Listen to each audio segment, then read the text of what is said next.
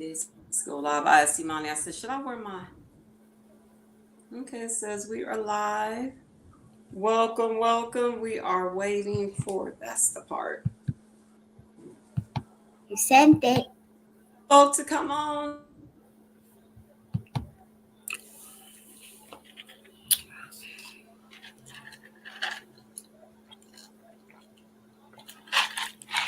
need some more drink. You put a whole bunch of ice.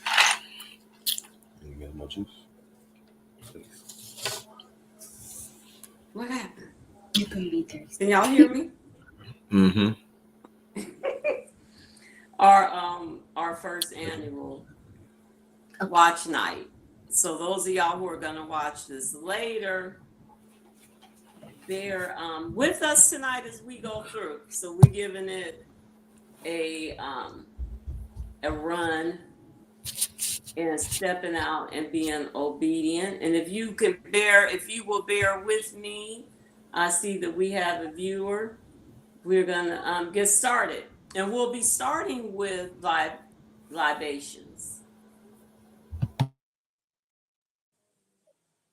And if you have some water by you, I welcome you to get ancestral libations and introducing who we are. I'm just sending out to a few more people.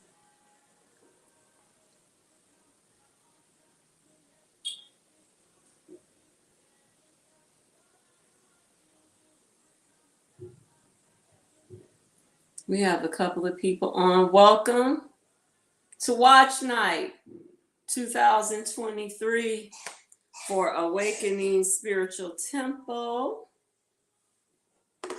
I want to thank you and welcome you to this evening. As I stated, this is our first annual Watch Night.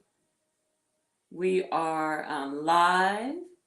Welcome y'all into the space as I navigate some of this stuff, looking at it on live.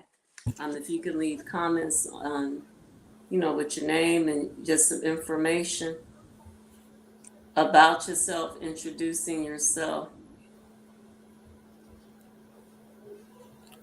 You're doing a great job, yeah. Can you see YouTube? Let me see. I'm trying to find the live.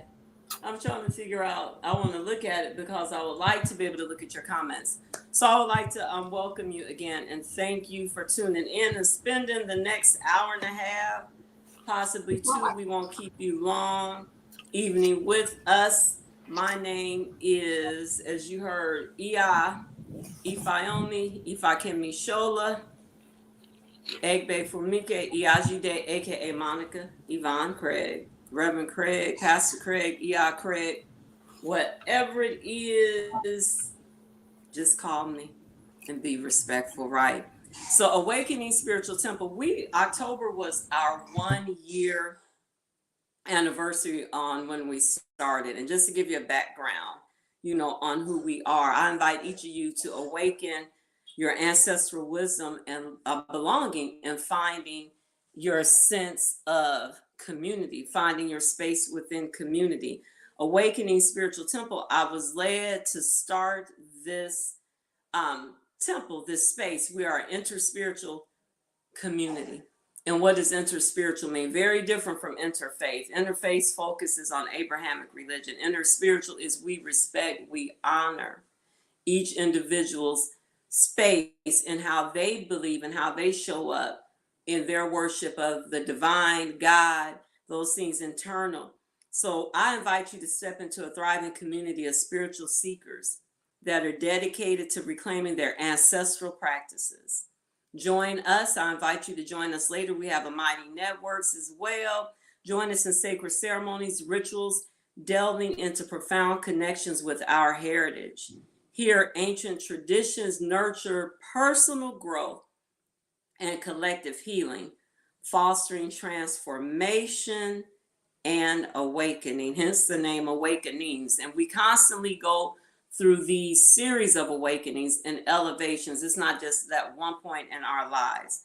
All backgrounds are welcome to explore. We have workshops, we have gatherings, we meet every Sunday virtually.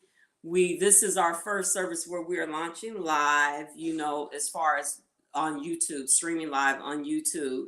So all backgrounds are welcome to explore. We offer spiritual services and we have shared rituals cultivating unity and growth and nurturing in the nurturing space. So our goal, and I was led with reconnecting to our roots as we tap back into the ancestral wisdom, our ancestral wisdom, our indigenous practices, as well as building and fostering a space of community, being in community with each other. So I would like to welcome you into this space with us this evening. And we'll start by pouring ancestral libations and give you some background. Then I'll give background on myself as well before we get started. Like, who is this lady pouring libations? I am a licensed and ordained minister, have been active in work since I was a child. I am, as I said, licensed and ordained as well. I am an initiated Egbe Orun priestess, and I'm initiated into Ifa. And this is a spiritual based system. You'll hear people say Isheshe, they're only Isheshe Lagba. And so it is a traditional indigenous spiritual system of the Yoruba people, of not just in Nigeria, some are in Benin, we're worldwide now, right? And so this is an indigenous practice of an African traditional system. This space is open for all, as we celebrate that and as we reclaim and as we deconstruct and decolonize how we've been taught on how we show up. And you have two elders that are here with me. And so first thing that we do in indigenous systems is we honor our ancestors.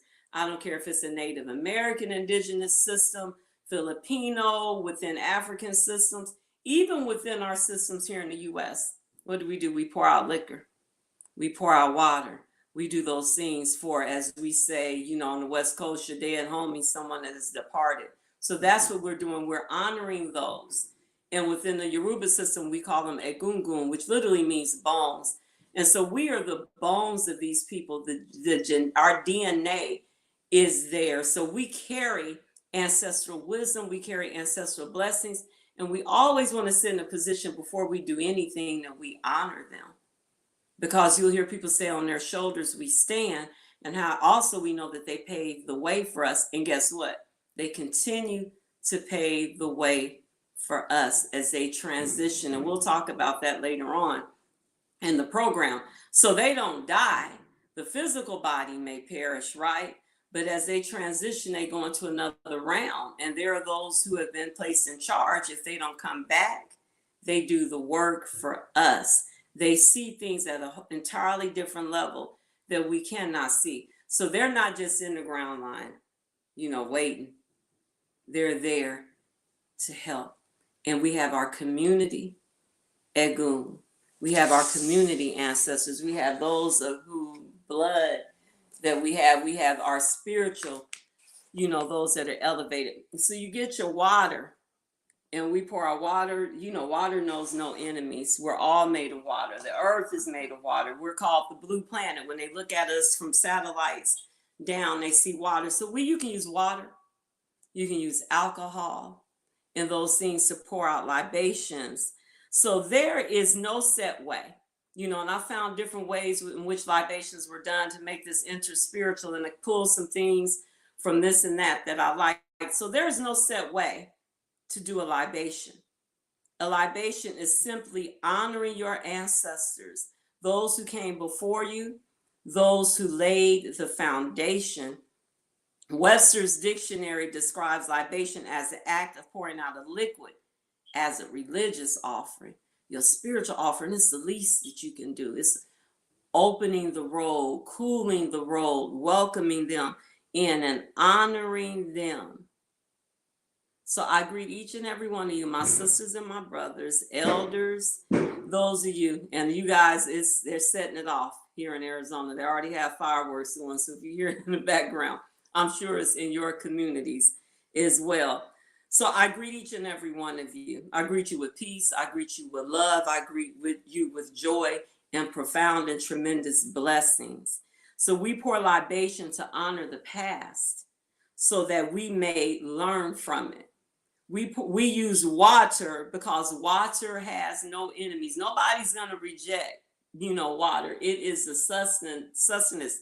We use water to freshen the road that our ancestors traveled to be here with us today. We use water as a symbol of the continuity of life to purify. It is customary as we pour libation in ceremony and we give an acknowledgments are spoken to the ancestral spirits, that names of those that have passed before us, that I invite you to call them out. Call them out. Names of persons who were instrumental in your lives. Names of people who were instrumental in our communities. These are our Egun, our Egungun, our ancestors, our relatives, those from whose bloodlines we come from, those whose spiritual lineage and ancestors and community members that made an impact on who we are. These could be your friends as well, your co-workers, strangers whose presence, those that made a profound difference. If you begin to think about that, as we enter into, as we prepare to exit this year, that we'll never see this again. And as we prepare to exit this year and enter into the next year, who are those people that have made an impact in your life? In the presence of our powerful, all-knowing, and all-present creator, we call our all-present creator Olodumare. Some may say God. Some of you may call the divine. By whatever name, we pour libation. And as I pour libation, when I say we pour libation, and you say, you see me sprinkle, if you've never done it, you can say Ashe, amen, so be it, whatever it is that you want to say, okay? So we pour libation to God, Olodumare, for all that Olodumare has done and for all that Olodumare will do. Let us say Ashe. We pour libation to the four directions. We pour libation to the north, the south, the east, and the west, and to the center in which dwells each one of us. We pour libation, Ashe. Ashe. We pour libations for the 5 elements. We pour libation for the earth, air, fire, water, space, the Akasha, that life that they all combine and make. We pour Ashe. Ashe. We pour libation to Mother Africa, the birthplace of all humanity. Let us say Ashe. Ashe. We pour libation to the great civilizations of Africa. Let us say Ashe. Ashe. We pour libation for our celestial ancestors, known in different cultures by different names. To some, they are known as Orisha. To some, they are known as Neteru. To some, they are known as angels. We pour libation for them, Ashe. Ashe. In the presence of our ancient ancestors, those that existed before the Mafa, those that existed before our captivity, you can feel free to call their names if you know them. We pour libation, Ashe. We pour libation to the remembrance of our ancestors who died during the Middle Passage, ancestors who suffered enslavement, who were uprooted from their homes, from their homeland, and who were set on a horrifying, terrifying journey, a voyage. We do not know their names, but it is because of them that we are here today. Let us say Ashe. Ashe. In the presence of our ancestors who died during the Middle Passage, We again, the journey that we pour libation, ashe. Ashe. We pour libations for the community ancestors, the ones that researched, the ones that taught, the ones that tread the ground for us. They taught us who we are. They taught us about who we can be. They taught us about our freedom. They fought for our freedom, freedom fighters, liberation fighters that stood the ground and they fought for our rights. We pour libation. Let us say ashe. Ashe. We pour libation to the men and women who fought. And I want you to think about, because there are some historical figures, some community figures within your community, and so I'm going to speak out those who, who walk with me, who I feel are important. So that fought for the enslavement to help our people, men and women, like Harriet Tubman, a runaway captive from Maryland who became known as Moses of her people. Denmark Vesey of South Carolina, who in 1822 formed a complicated and tremendous plan for the liberation of his fellow men. Nat Turner, an American captive who started the largest slave rebellion in the southern United States in Southampton County, Virginia. We pour to Sojourner Truth, a fighter for the rights of Black women. We pour for Mary McLeod Bethune, who fought for the education and the educational upliftment of Black men, women, and children. I pour for Coretta Scott King, who continued the rights and the strive not only for Black men and women, but for human rights. We feel free to call names of those within your community. I grew up in a community with Jesse Owens, the Honorable Elijah Muhammad, Muhammad Ali, so just begin Percy L. Julian.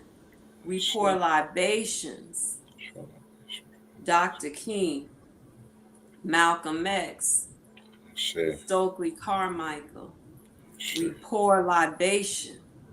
We pour libation for our personal ancestors, those who gave birth to us, nurtured us, and taught us.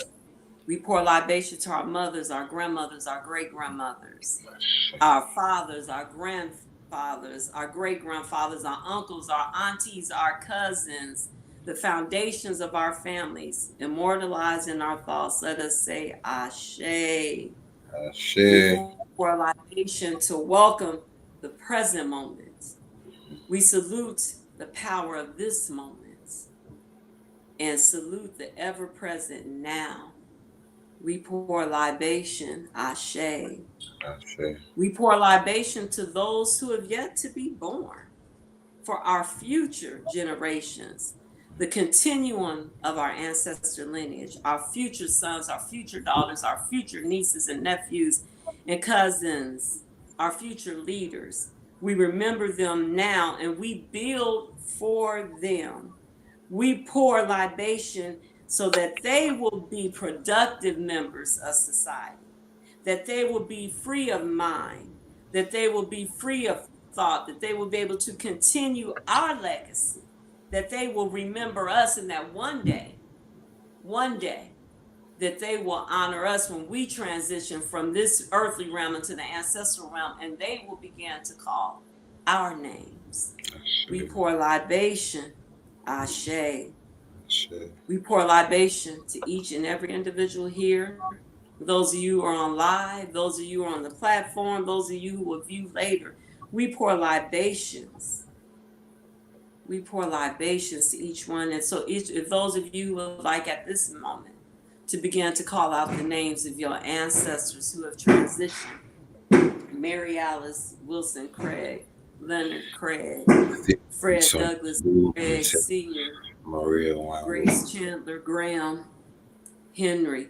We pour libations, Alice Watson Tolliver, Ernest Tolliver, Sina Nixon Watson, Delvey Watson, Thomas Delvey Watson Sr., Bobby Dolores Jean Wilson. We pour libation. I pour libation to my cousin that just transitioned, that he may have a smooth transition. DeAndre Harris, I pour libation. We pour libation, which brings us back to where we started. We began with the Creator. And with the Creator, we pour libations 3 times.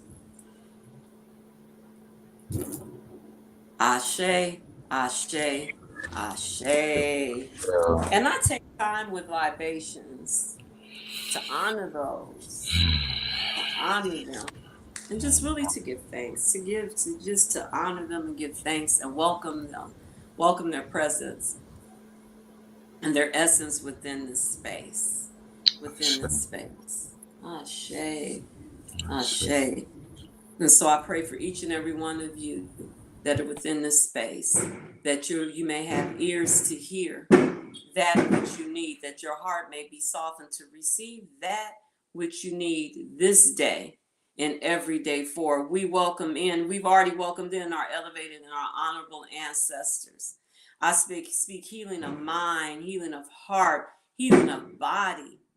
I speak encouragement to each person that is online this evening, that you took the time to be within this space. I thank you. I thank you.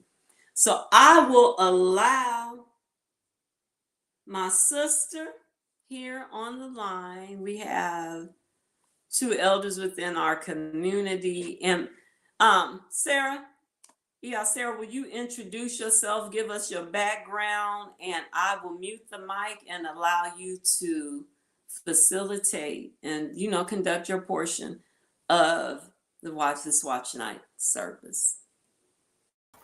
Wonderful. Thank you, Iya, and thank you for the libations. I'm really happy to be here with you and Afu and everybody this evening. I'm so happy that we made it to the end of this year. I have said several times, it feels like every quarter of this year was 7 years long. So I'm glad that we finally made it to the close, and it is worth celebrating.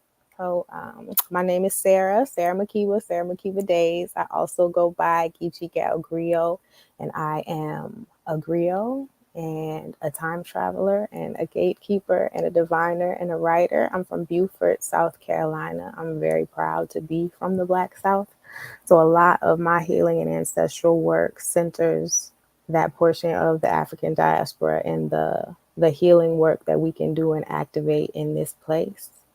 And so what I wanted to bring tonight, as we are celebrating Watch Night, which is certainly an ancestral tradition, are just a couple of rituals that I use personally and with some of the people that I work with for connecting with their ancestors.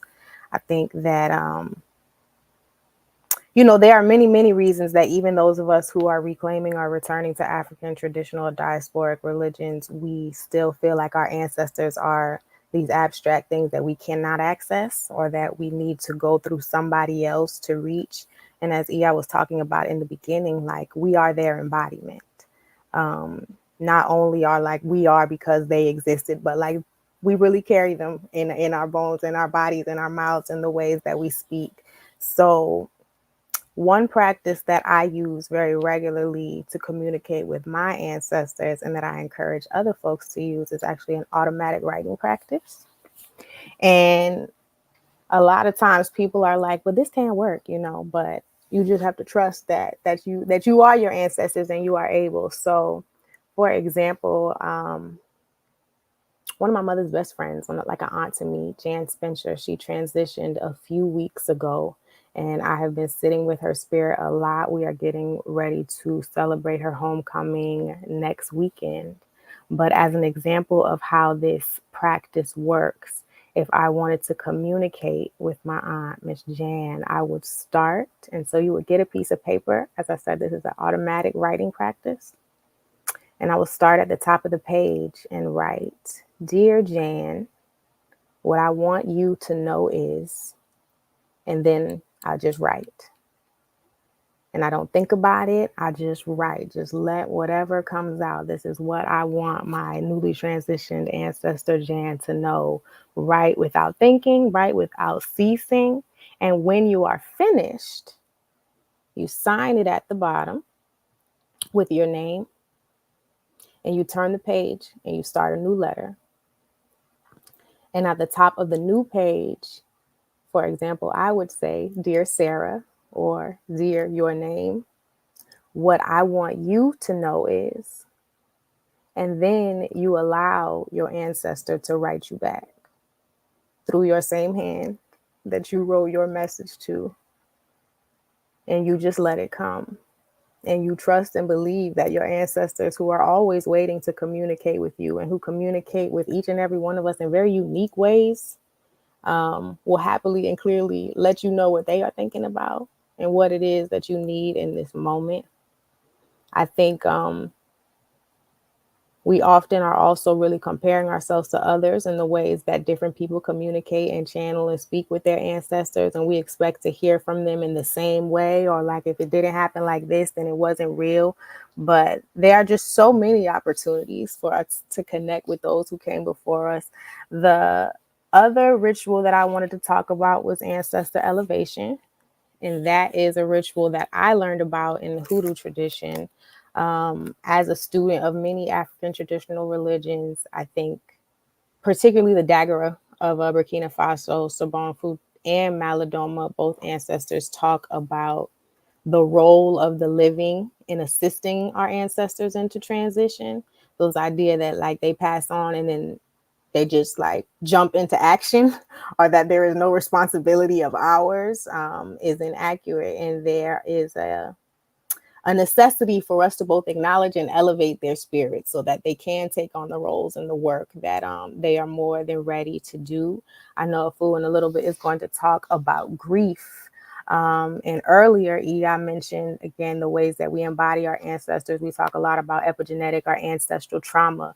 And I think a lot of the mental health crises that we deal with, our personal woes and challenges, have to do not just with trauma that we have inherited from ancestors, but it's due to the fact that we aren't elevating their spirits, that there is a lot of undone, unfinished work that we are responsible for activating and taking a role in. So there is, I'm going to share a personal story. Like I recently realized that all four of my grandparents, my mother's parents and my father's parents, were all born in November.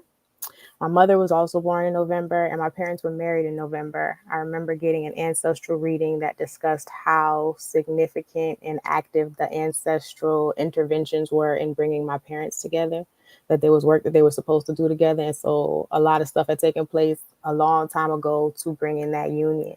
And I have also personally recognized that I have a lot of mental and emotional challenges every November. Like in November, I'll be going through it.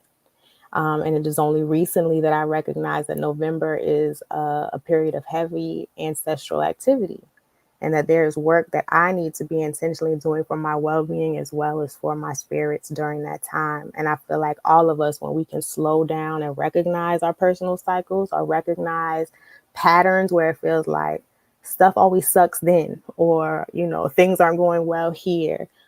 There is, again, ancestral work, worldly work, but ancestral work that we can be doing to both heal and alleviate some of those cycles and, just bring forth some alignment. So I want to, and then I'm going to hand it over to Afu to share the prayer that I use when I am elevating my ancestors.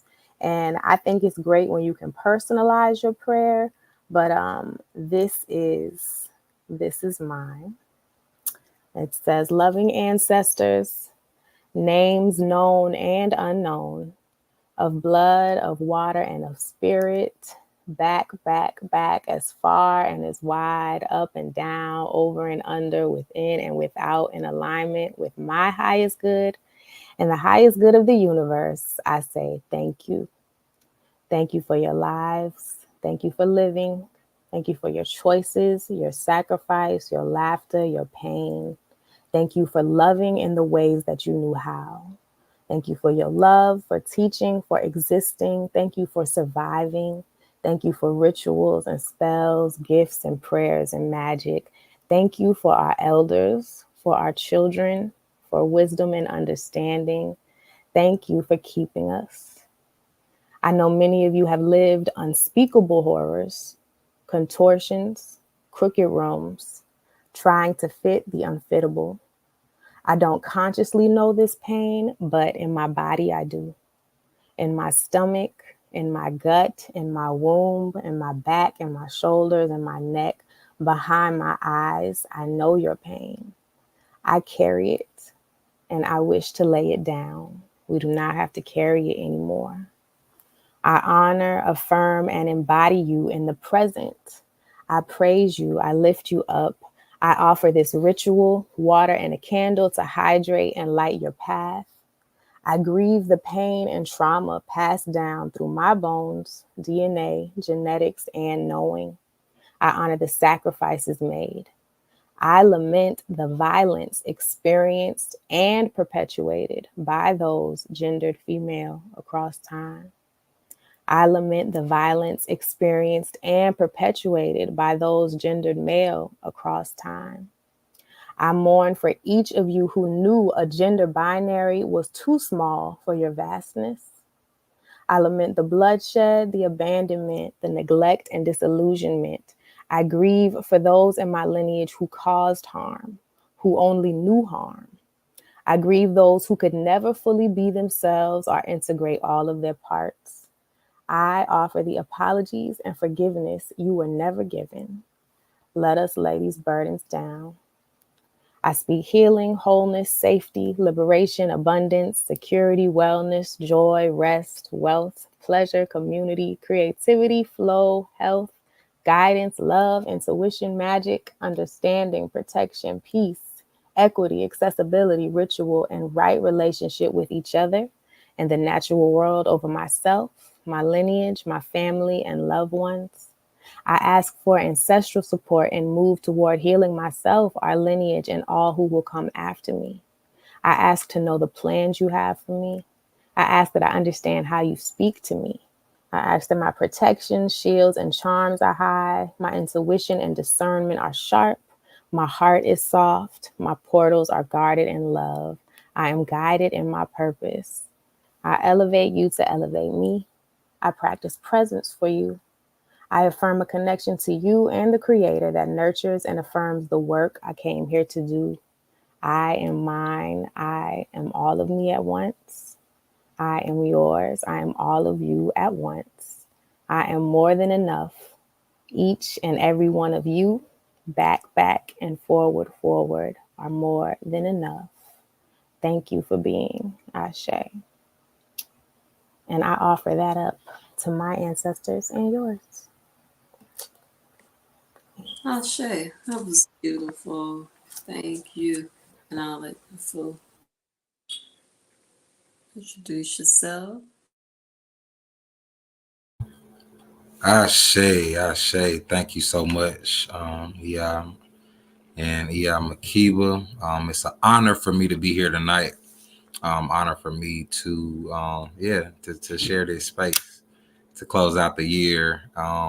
My name is I have a lot of names. So my name is Afumbum Okosum. Alake, my Yoruba name. I am a psycho-spiritualist, healer, and a social designer, essentially. My purpose is to help create safe spaces for Black people to live, work, and play. And I say that in the tangible sense, as it relates to the work that I do every single day, as well as in the spiritual sense, with asking the hard questions and looking to interrogate and integrate the various aspects of our, experience here as humans on this earth. So my work, I'm born and raised in Atlanta, Georgia. I have a unique Black experience. I'm a first generation Nigerian, Cameroonian American, and you may not hear a lot of people reference it in that way. However, I think, me and Makiba, we talk about the intersections of the South and the portals that exist here, and how our interconnectedness as Black people really, it lies in the shared survival stories and the shared experiences and the shared trauma, in the ways that we imagine ourselves. So I am honored to be here. I'm an elder in Awakening Spiritual Temple. Honored for EI to have this space. So tonight, I pretty much go into it. Yeah, I'm good to roll into it. Okay, cool. So tonight, just kind of piggybacking off of we had an amazing temple service this morning, and we also again kind of today feeling like the theme and the theme is just what does it look like to be in a season or in a spirit of expectation, and around more so what you're experiencing and who you're meeting in this new season. So tonight I wanted to talk about partnering with pain and the ways in which we understand grief, the ways in which we identify with it, and how we move through it. This year I worked with my alma mater's athletic program, and I taught a socio-emotional awareness curriculum that I created called Co-Sessions. And in that, I was basically using a lot of the things that we learned to teach these what I believe is fundamental aspects of how we need to understand mental health and psychology. Mental health being, the buzzword, everybody, mental health. Well, what if it's not just mental? What if it's spiritual? What if it's somatic? What if it is more emotional health, right? So the intersections of how we experience grief or pain or discomfort in our bodies and how we classify that's extremely important. For everybody that's in the ELA, I'm probably going to share the actual presentation in itself. But tonight I'm kind of just going to go through it and talk about it. So I know, what is grief essentially? Grief by definition is the anguish experienced after significant loss, usually the death of a beloved person. It also includes physiological distress, separation anxiety, confusion, yearning, obsessive dwelling on the past, and apprehension about the future. Intense grief can become life-threatening through disruption of the immune system, self-neglect, and suicidal thoughts. Grief may also take the form of regret for something lost, remorse for something done, or sorrow for a mishap to oneself. This is the academic definition for grief.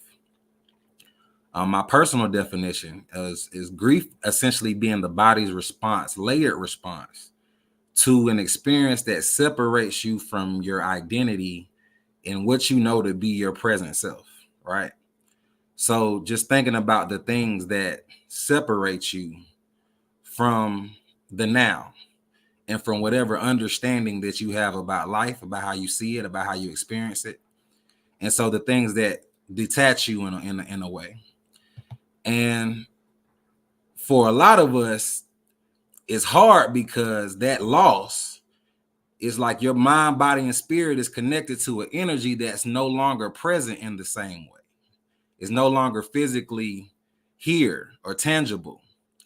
So the reality of it is, it's like, okay, that being a journey, what does it look like for us to go down that journey?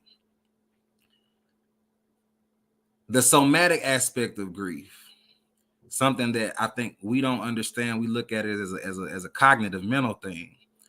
For a lot of us, when we think of illness, we think of it as physical, physiological. We got to go to the doctor. What are we eating? What are we putting physically in our bodies?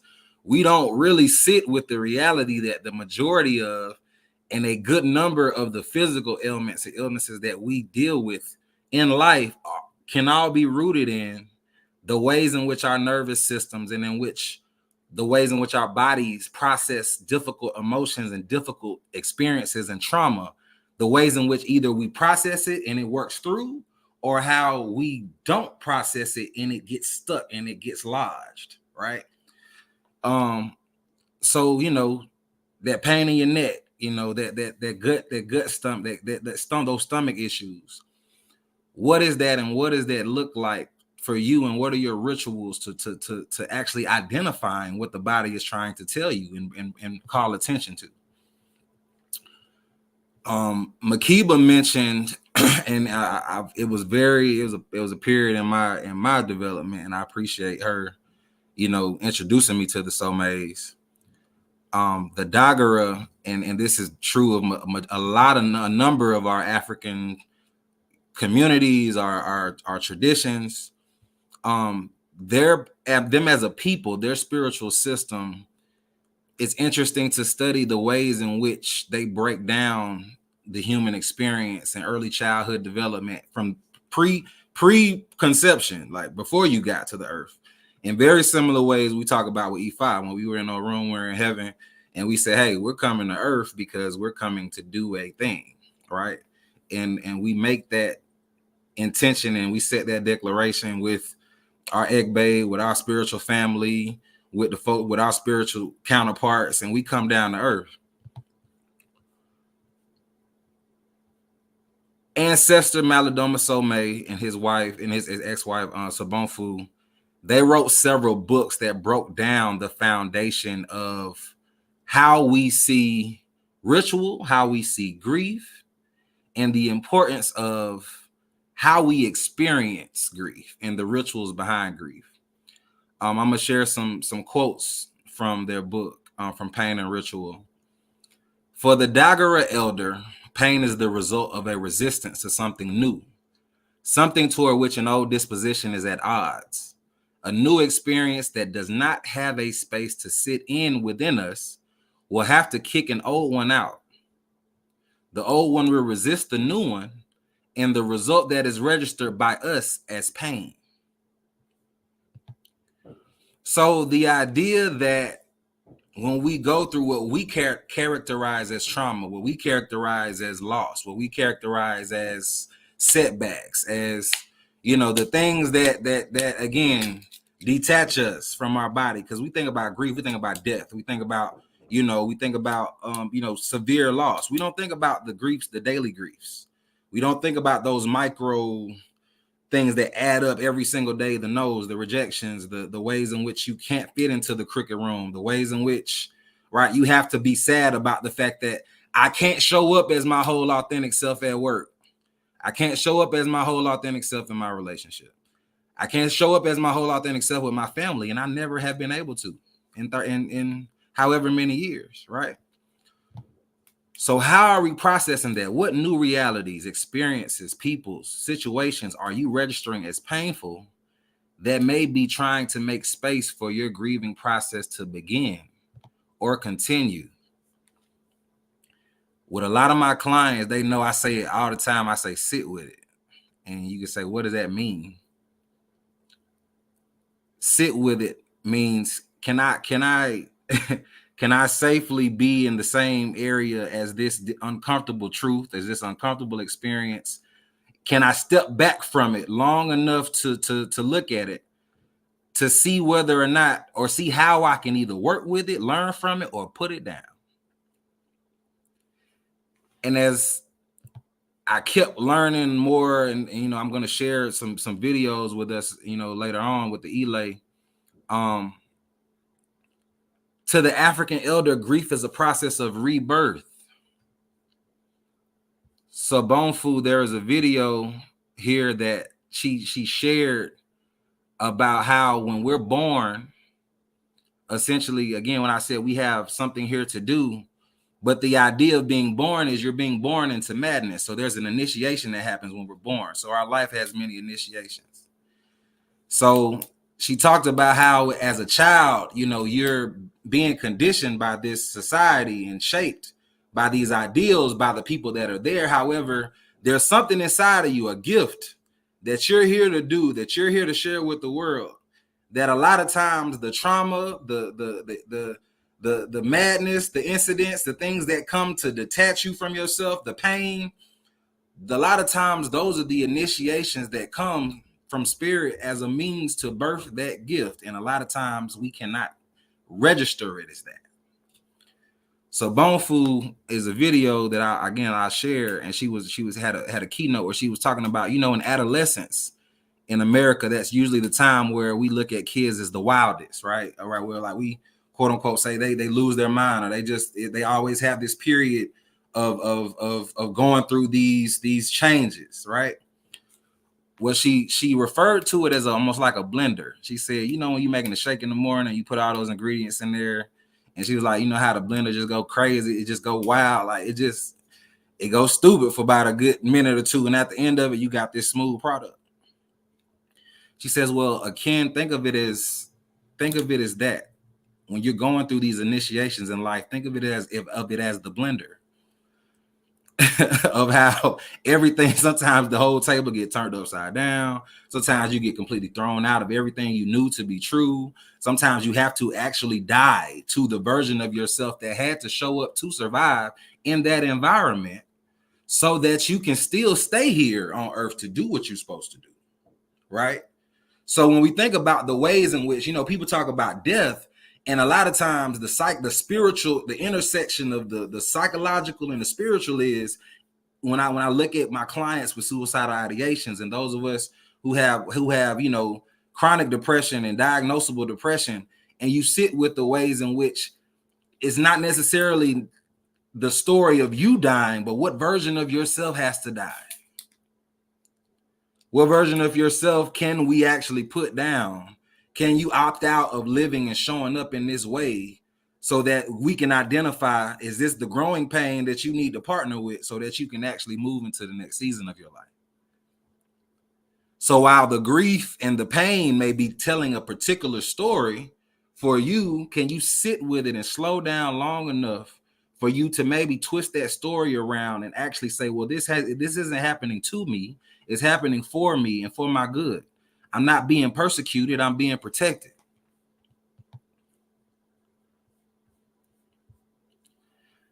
The importance of community grief and community rituals. Sobonfu spoke on how in her culture and her village that there's no such thing as a personal problem. She said that in the West, we like to own our problems. This is my problem. This is mine. And she said the issue and the problem with that is that when you own your problems in that way, you don't have the ability to step back from them and decide whether or not you actually want to carry them or if they're even yours. Right? So when you think about the need for, she said, if you were to isolate in her village, somebody would come sit next to you and say, well, what's going on? You clearly need to talk because you away from the community. Something got to be wrong. And then if you don't talk to that person, they say, oh, well, we got a bigger issue. They're going to bring more people to come talk to you, to come holler at you. And how strange and odd that is for us, right? How we show up every day in communal spaces, in social spaces, with the same issues, the same burdens, the same stories of trauma. But however, each one of them is individualized to the point to where we cannot even bring it to the communal space. We can't come in shared space and lay those burdens down collectively, which is the point of communal space, which is the point of ritual. Baba talked this morning about festival, and it blessed me so much because sometimes we think like, well, what's the point of partying? Ain't what we celebrating for? Like, and you hear the grind culture here in America. We say, well, what you celebrating for? You ain't got no money, right? What you partying for? You ain't got no. You ain't doing nothing. When in reality, what if it is the ritual, the routine, the ritual of celebrating those that came before you, celebrating those that are coming behind you, celebrating the life that you have, the ability that you have to be here, to do the work, right? People who do not know how to weep together are people who cannot laugh together. People who know not the power of shedding their tears together are like a time bomb, dangerous to themselves and to the world around them. The Dagara understand the expression of emotion as a process of self-rekindling or calming, which not only helps in handling death, but also resets or repairs the feelings within the person. My question tonight to all of us is, what safe spaces and community rituals, cookouts, praise and worship, being in nature, bembes, festivals, what can we create, integrate, and apply consistently for our spiritual community and for your community, wherever you are watching this? How can we grieve together in order to ensure that our success brings us closer to, not alienates us further from one another? Because we think about it. It's lonely at the top. It's lonely. Like, why? Why is that the case, actually? Why am I afraid to share my success with the people that I say I love? Right? Why, when we get something good, shit, I gotta hide this. I gotta put this up. Right. So what correlation to being truly happy and feeling safe? I ask my clients all the time. I say, well, let's see how you are and how you operate in a space of grief and depression, and see what your tendencies are. And let's also look at how you operate in a season of bliss and happiness. Because a lot of us don't know how to feel safe and how to make good decisions when we're happy, when we up, when we're in abundance, right? So as much as you want to run out of that discomfort, as much as you want to go to the place of abundance and of overflow, can you sit in the valley long enough to learn from what is your depression, what your grief, what your pain, what that trauma is actually trying to teach you? Can you do that? Right? Can you do that? And that's very important. Right? Oh, happy New Year, baby. My baby had to come say Happy New Year. Happy New Year, everybody. But I wanted to kind of pause. My bad. I ain't even realize it. Go ahead. Yeah, that we are in the new year, and to wish those of you on the East Coast a happy new year. That you have definitely made it through, and it's a happy new year. And I don't mean to sound all, down. It's a blessing. And I wish each and every one of you that have taken the time to come in and sit in this space a happy new year. And as we watch this transition from the old year, and we were talking about grieving, Martin Luther King Jr. said the pain of staying the same is harder than the pain of change. However, we know that as he spoke on grief, when we spoke on ancestors, that 1159, marked that profound transition in the Gregorian calendar into a new year. So those of you who made it through, and I forgot, and my apologies, I forgot to discuss what Watch Night is about. And Watch Night for Black people, Africans in America, not just Africans in America, because I discovered this is a tradition that came over with us. A lot of times we're told, I just found out recently that, I didn't know, Emancipation Sunday, I grew up as Watch Night, where we are watching, literally praising God, giving thanks because of waiting for that transition into the new year. Because we made it. And as I said this morning, millions didn't make it, and being able to praise and to give thanks that we are in this space now. And so our ancestors sat during that time of 400 years of bondage, 400 years a chattel of slavery, that they were sold as stock on the stock exchange. Literally, we have different regions of the U.S. to celebrate Bay Day, and it bothers me when I see, Black folk go out and they celebrate. Those were literally times that the ships were coming in with the cargo. Wall Street had to do with human cargo. And so it's the settling of debts would have to occur at the end of the year, y'all. And so they would sit and have this hope and this prayer that if no one came through that door to take your husband, to take your child, to take your mother, to take your father. So they literally spent this time, if we made it over, if we could make it over into the next phase. So we give thanks, and some of us, we celebrate the Yoruba New Year, which is in June, but we also sit within this space as well, right?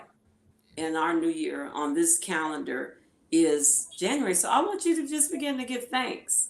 Give thanks. And it's not going to be the same as he was speaking, with that dying, but with death comes new birth. With death comes new life. It may not look the way that it ever did. you know, the winds of change will come. And when you come into this life, this new life, it's a new mindset. It's a rejuvenation. And I'm gonna let you wrap up, and then there's some things that I want to walk us through as well. And I definitely thank you for that. But I wanted to honor Happy New Year to each and every one of you. Happy New Year. That may your roads continue to be cool and open. May you continue to everything that you put your mind to, that it may prosper, that you may see the God that is in you, that you activate the I am that you are, that you, like I always say, that you're the head and not the tail, that you have the power. So whatsoever you bind on earth shall be bound in heaven. Whatsoever you loose on earth shall be loose in heaven, and that you have the power to decree those things that are not as though that they are, which simply means it may not look like it right now, right here, but I know that it's already occurred. And I'm waiting for the manifestation. So those things that I desire, those things that have been spoken to me, I know I have a knowledge and an awareness that the word does not lie. The prophet does not lie. The oracle does not lie. The divination does not lie. Those words spoken that do not lie. And so we began to speak life, and we stand firm on it. You made it. You made it. And I'm going to pause, and I'm going to let you go on and wrap up, because that's the preacher in me as well. So I'm gonna exhort and speak what Spirit has as well. So I'm gonna go on and let you. We receive that. We receive it. Yeah, we thank you. And yeah, I'm about to wrap. I was gonna wrap up anyway. And I'm thankful, just very thankful. But in saying that, you know, my focus and one thing I really want us to take away from this is that your purpose and your pain go hand in hand. Your purpose and your pain and the ways in which you can understand it and why it is present go hand in hand. I played Division I football, you know, played linebacker at Division I level. And I tell folks all the time, especially even with my mothers, I think about it. If you had a child, right, if you've gone through that process, you understand you have a unique relationship with pain, whereas you understand that there was some things you had to feel to give you the best feeling you ever felt in your life, right? There was a birthing process that had to happen to gift you this child, right? So for me, even thinking about the training process, I didn't just all of a sudden become somebody who could run fast and hit hard, and no. There was a process where I had to wake up and choose the pain that I knew would take me and make me better, and choose to opt into that pain. Your emotional and your healing journey is the opt-in to the pain that will partner with you to your purpose. When we say, hey, sit with somebody, sit with a healer, the becoming is the destination. Every day that you show up and you can actually learn from some pain that don't take you back to where we came from, then every day is a day to be thankful. Come on. Yeah. And that's just being honest.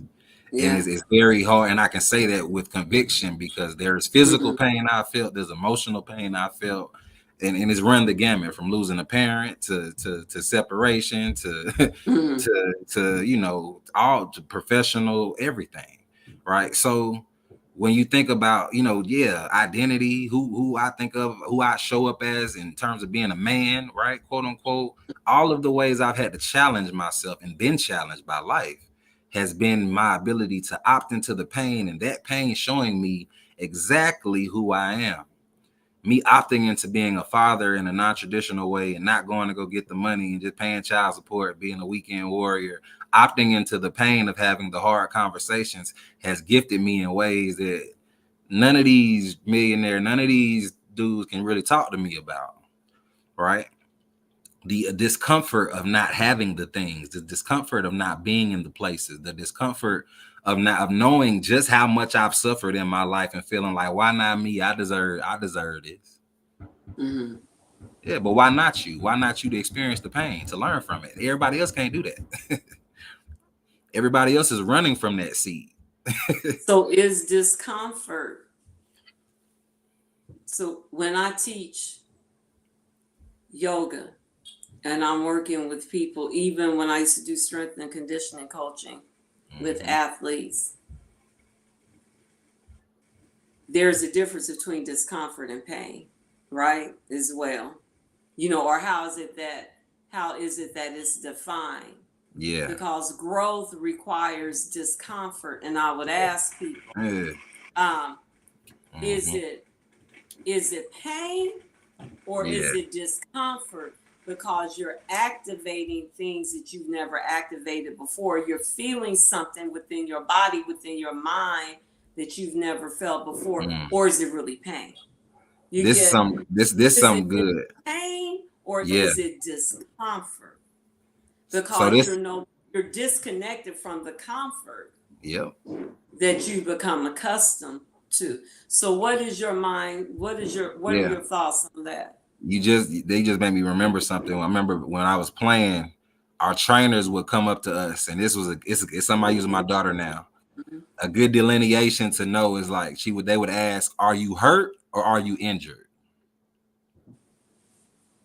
And that's a good question for us to ask ourselves. Am I hurt? Meaning I feel the pain, but I can keep going. Or am I injured? Meaning that at this moment I am no longer able to continue because I actually cannot. I'm incapable of doing so. And making that delineation will tell you whether or not like this is a moment for you to sit and maybe redirect and do something completely different, or to work with the discomfort, like you were saying, and be able to grow with the discomfort. Because a lot of times we're looking for the absence of pain and not for the becoming, the getting stronger, the becoming, the presence of strength, right? We want the pain to go away versus praying for us to get stronger and to actually be able to carry it. Because some of this discomfort is not leaving, and that's just a part of life. It's suffering. I think what it was, one of the old dude's stories, and the old dude talked about Osogbo and E-Ray, and was talking about how how they had to give old dude, and how E-Ray said, "No, I'm good. I'm not gonna do that." But Osogbo said, "Nah, I'm gonna do my elbow, and everything good."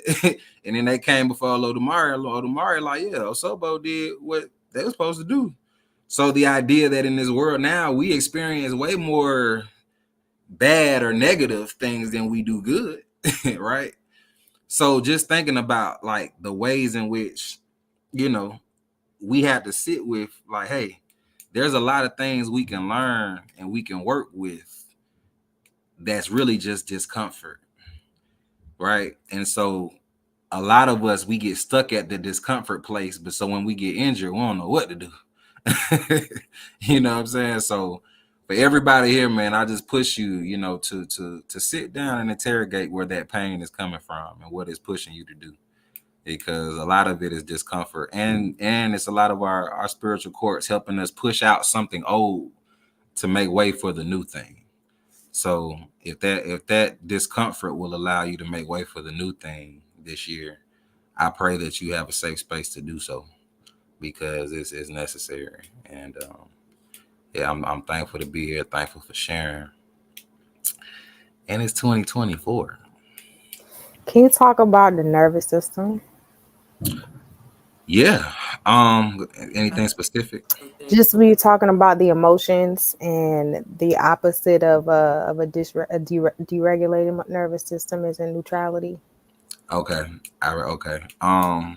Yeah. So I think I forgot exactly where it was from. I can say because I learned it from you, but yeah, go ahead.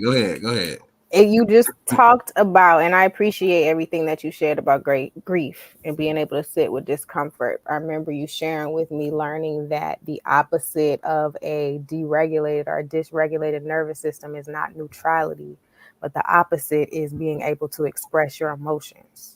And so if you are unable to express your emotions, or if all you know how to do is suppress what you are feeling, then of course you're going to be deregulated, you're going to be dysregulated. And there's so much about our system, all these systems of oppression that require us or almost necessitate the repression or suppression of what we're feeling. But everything you're describing speaks to how we have to have safe spaces to let that out. In addition to the fact that we have to partner with our ancestors to do so. Like some of the grief we carry is not ours, and some of the ways we can implement regular communication with our ancestors makes it easier to determine if this is ours, if it isn't, if this is an injury, or if it's just hurt, if this my feelings, if this just a memory. So a kind of all hands on deck approach, which I appreciate. Yeah, thanks for bringing that back to my memory. Yeah, the expression of your emotions, raw, radically honest. How many of us have never been given or gifted that space to do so? And what that does to your nervous system to set the baseline for, like I said, dysregulation, right? And for your body to cope with that dysregulation and start to form, again, we talk about illnesses, and again, this is, we're gonna rejoice and be thankful and grateful, and I have no problem speaking on the realities of what we're dealing with. So many young people, our peers, are going through life-altering things that are happening, and they don't understand that at the root of it is lifestyle. At the root of it is the suppression of the emotions, of the feeling, right? And the ways you have to cope with not being able to yell or to cry or to be held, right? And what it means to your masculinity or your femininity or whatever ideal that you're holding up, right? And so going back to grief being connected to purpose, if I can't express my emotions safely, then I may not be able to identify my gifts in the world. My 9-year-old child, just before we got on, was like, "Daddy, I was just crying 20 minutes ago, but I wasn't sad." And she was like, "But now I'm sad, but I'm not crying." And I'm like, "Well, baby, I'm glad that you can cry. Like, I'm glad that you don't, because there are people in her life that say, hey, stop all that crying. Don't be doing all that." And her father will say, hey, please cry. Do that. Like, do that safely, right? So it's something to think about for all of us. Again, when we talk about child healing, shadow work, all of the things, what it means for us to safely prioritize grief and feeling and opting into that process. And identifying, you said something earlier, Makiba, if you know how precious you are, and if you know how precious your time and your energy and your space is, and you know where it needs to go, then you also know where it doesn't need to go. So there's an identification of community and safety and people that like, yeah, if I ain't talk to EI every day, I might lose it. You know what I'm saying?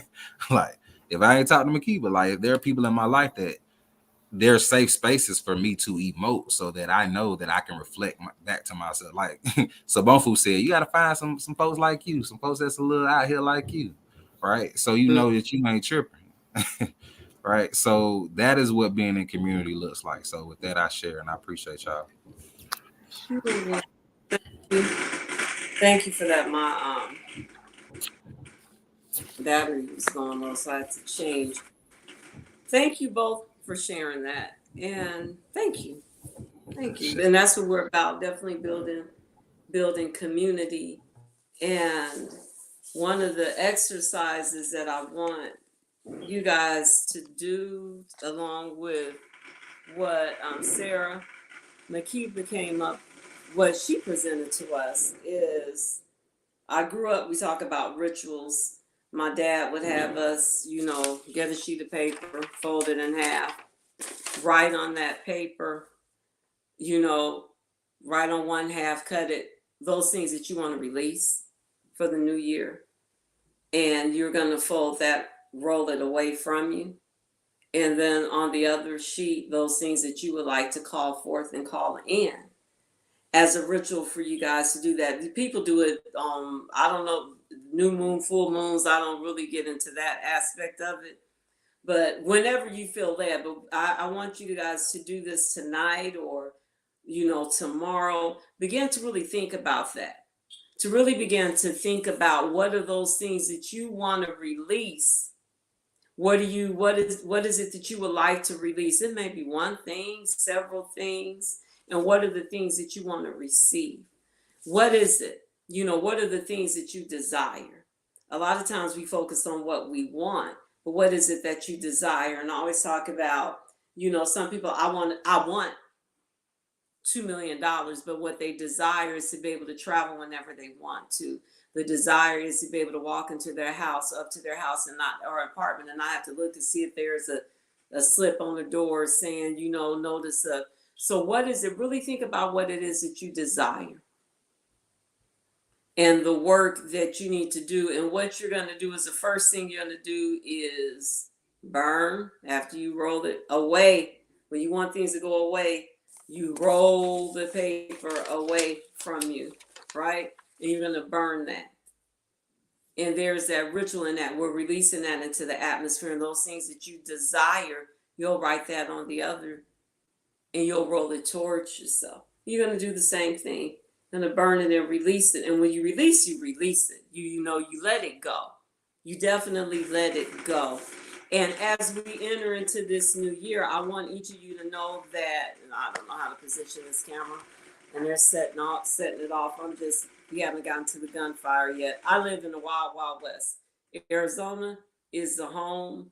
When Wyatt Earp left Dodge City, Kansas, he moved to Tombstone, Arizona, along with Doc Holliday and his crew. And that energy, those territorial spirits, I'm just being straight up, still exist right here within our Toten Carry state. So they get live. It will sound like we in war zone, in a little bit. So I just want, be safe, be safe. What is it that you want? As we enter into this new year, that to know that you are a living testimony. And I was just like, what am I going to speak about? Because I really don't have, what is it that you desire for me to speak about? What is the word to encourage you as you go into this new year? That you're living. It says, that you're a living testimony. You are living, you're breathing, you're evolving, you're expanding. And that seems to have been what we've talked about today, right? When Awishe Adewale Bagumbe was on talking about celebrations and festivals and our conversations that we had after and what we've had this night, that you are a living testimony. That you are living, that you're evolving, that you are expanding. And to let you know that we don't worship a dead God. We don't worship a male oracle that is absent from us and that we cannot connect to. That you are a living testament, that you are proof, you are evidence, you are an attestation of divine manifestation of, the actions, the thoughts that brought you here. That I invite each and one of you to know that you're not disconnected, that this is what this community is about. This is what we've learned in indigenous spiritual systems, that we're not disconnected from God. We're not disconnected from spirit. And that's what they were talking about, even within the system, within the Dagara system and within all our systems. We are not disconnected. There is this symbiotic relationship that we have with Olodumare, and this again with God, whatever. The fact that your mind led you here tonight, the fact that your mind, whenever you watch this, the fact that your mind, your Ori, we call it your Ori, that has led you into this, on this road, on this particular path in your life, to sit in this space within this spiritual work. The fact that your ancestors, that there was an unction, there was something to push you to connect in such a way that is so different from mainstream, that it lets us know that our path did not end with a particular prophet, that your path did not end when somebody told you how your life should be, and that your path did not end when you hit a bump in the road, or the path that you were traveling, the road ended, that it did not, that your walk did not end, that your experiences, that those experiences of even those other people in your life laid the foundation. The religious dogma really laid the foundation, and we kind of hitting on that in so many different ways for who you are right now. Do you stay with the dogma? Do you chew out the meat and spit out the bones? Something about the dogma caused some of us to want to leave all of that behind and begin to transform. But you're a living testimony, and you have the power to recreate even now. So as you go on this year, take the time to sit with that. Understand that your words have power.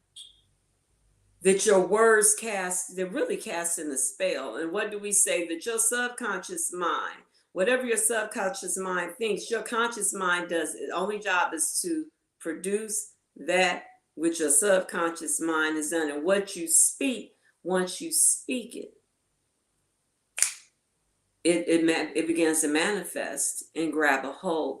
So take some time on what is it that you desire to release, and what are those things that you want to call in right now. To know that, again, you don't have to go outside yourself. We have our ancestors within us. We have that ability to communicate. We have the I am, the God consciousness. We have our higher consciousness within us. So at this time, understanding that you are living, that you are active, you're functioning, you're exhibiting life, motion. You are nature in motion, and you live in this relationship with nature. You're thriving, you're dynamic. That you have an active strength of body and mind, that you're constantly birthing. You have the ability to birth, create new experiences and new realities every second. You are processing thoughts, ideas, unctioning and functioning. You know, these things within, you're reevaluating, evaluating, elevating. We're doing all of these major shifts, that you're a vital, important part,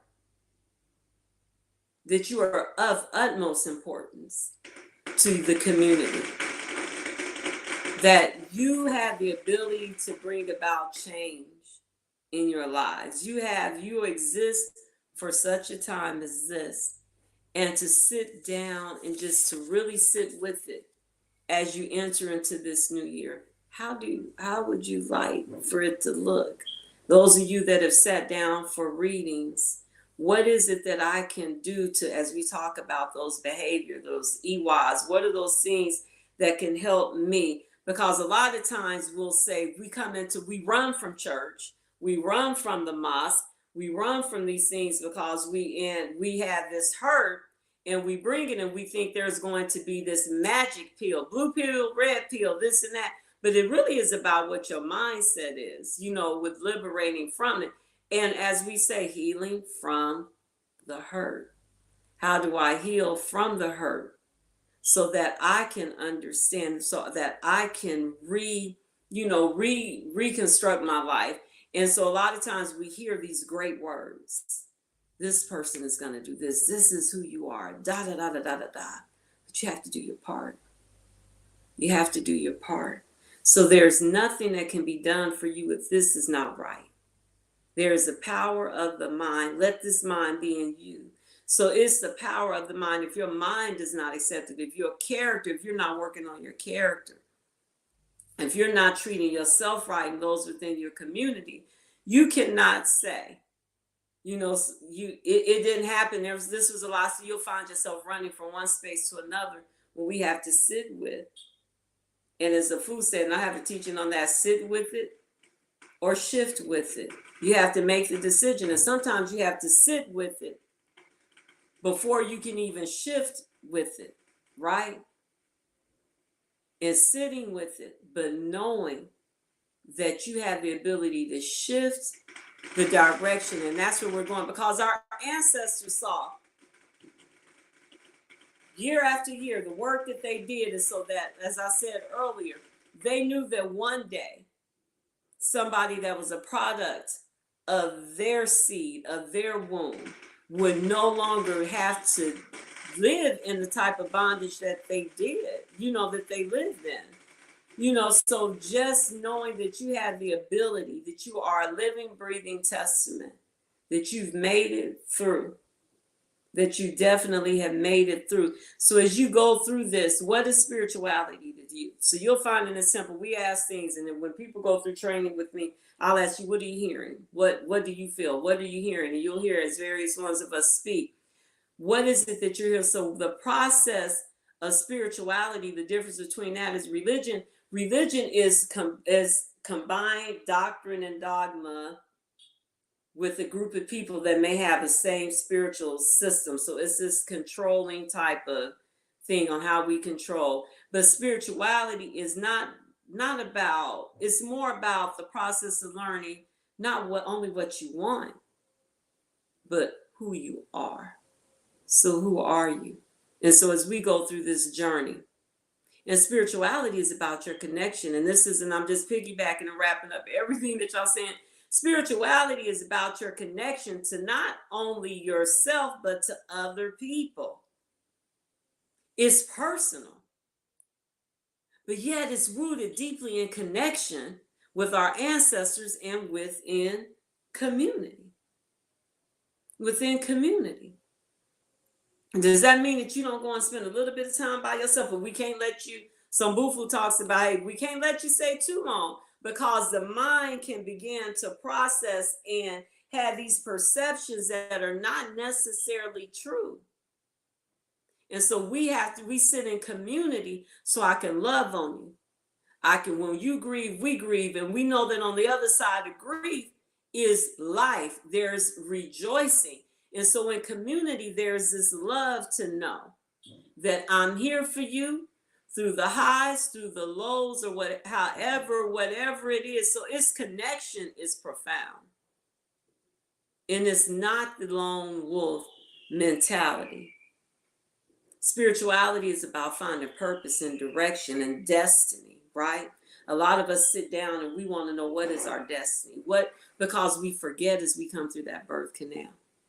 We chose, but as we enter through that, some refer to it as a river, the birth canal, and they say, that we forget. And so we spend this life in that place of trying to discover our destiny so we can fulfill our purpose, because it's not a haphazard event, and none of us were born to just exist. We all were created with a purpose. So that is where we are desiring to find that connection. So we want to move forward in this direction in our lives. And I want you to know that there's no limits in what you can do. So move beyond those boundaries. And I thank you. And begin to look at how you redefine spirituality and using that and redefining who you are. And the reasons that you are here right now. Excuse me, y'all, for stuttering, because I'm trying to get us off here, literally right in front of the house, letting off fireworks. So I thank each of you, Fu and Sarah Makiba, for sharing, and those of you that came on tonight. We are Awakening Spiritual Temple. We are interspiritual community. And I like to say, we have people from different religious systems, but really, we're really all connected to, and like it states, in indigenous spiritual systems. 99% of us, 99.99% of us are, we practice an African traditional religion in some form, and we practice some of those things that we have here on the U.S. as well. We practice our Isheshe, our traditions here as well. And so I invite you to tune in every Sunday. We'll begin to live stream on YouTube like we did tonight. This is our first time. And I invite you every Sunday at 9:45 a.m. Mountain Standard Time. That never changes. Arizona time doesn't change. I invite you to, tap in, click it and, join in on us. And I invite you as well, if you're interested within our community and you would like further information, and we'll add it later on in here. We have a community, Mighty Networks, called Awakening Spiritual Temple. If you would like prayer, encouragement, spiritual counseling, integrative work, if you need a covering, a family, a community, we are here. You can reach out to Awakenings with an S, Spiritual Temple at gmail.com. Thank you very much for tuning in. And I thank y'all. Happy New Year. Happy 2024. Happy New Year, yeah. Turn up. Happy New Year. Thank you. Thank you all. Have a good night. Peace and blessings to every one of you as well. Thank you. We receive it. We receive it. We receive it all. Thank y'all. See y'all Sunday. Shay. Ashe.